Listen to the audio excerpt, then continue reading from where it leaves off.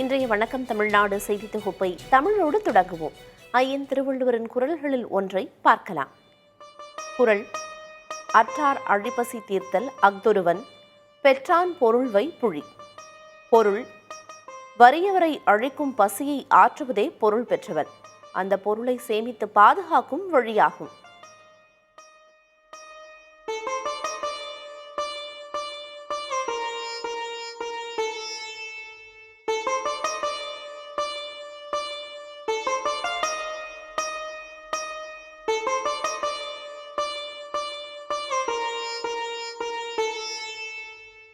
இனி தலைப்புச் செய்திகளை பார்க்கலாம்.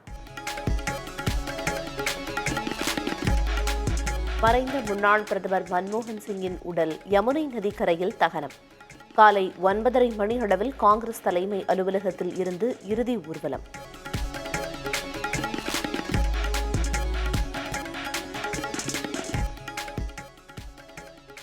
முன்னாள் பிரதமர் மன்மோகன் சிங்கிற்கு நினைவிடம் அமைக்க நிச்சயம் இடம் ஒதுக்கப்படும். காங்கிரஸ் தலைவர் கார்கே மன்மோகன் சிங்கின் குடும்பத்தாரிடம் உறுதியளித்த அமித்ஷா.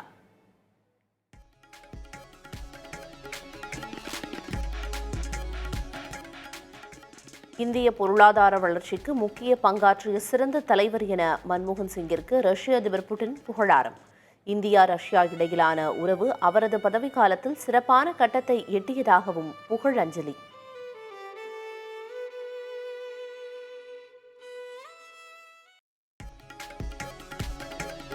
அண்ணா பல்கலைக்கழகத்தில் இன்று ஆய்வு மேற்கொள்கிறார் தமிழக ஆளுநர் ஆர்.என். ரவி.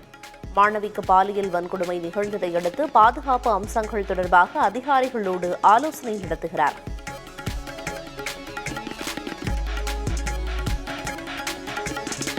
அண்ணா பல்கலைக்கழக பாலியல் வன்கொடுமை சம்பவத்திற்கு திரையுலகினர் கண்டனம். குற்றவாளிக்கு கடுமையான தண்டனை வழங்க வேண்டும் என வலியுறுத்தல்.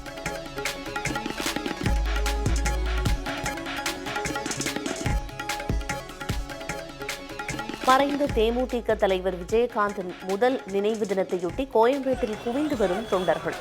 15,000 பேருக்கு உணவு, வாகன நிறுத்துமிடம் உள்ளிட்ட வசதிகளுக்கு ஏற்பாடு.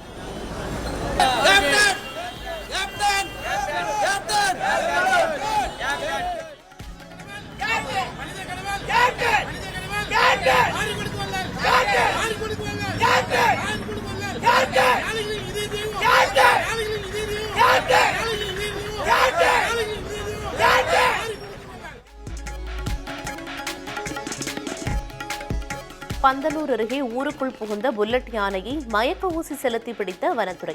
கும்கி யானைகள் உதவியுடன் லாரியில் ஏற்றி டாப் ஸ்லிப் வனப்பகுதிக்கு அனுப்பி வைக்கும்.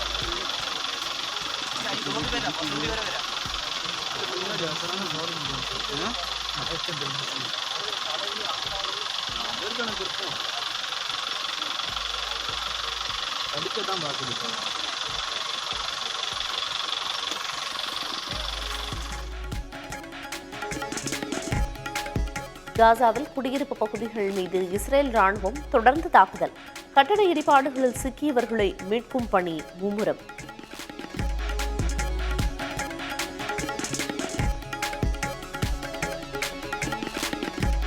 பாக்ஸிங் டே டெஸ்ட் போட்டியில் வலுவான நிலையில் ஆஸ்திரேலிய அணி. ஃபாலோ ஆனை தவிர்க்க இந்திய அணி போராட்டம்.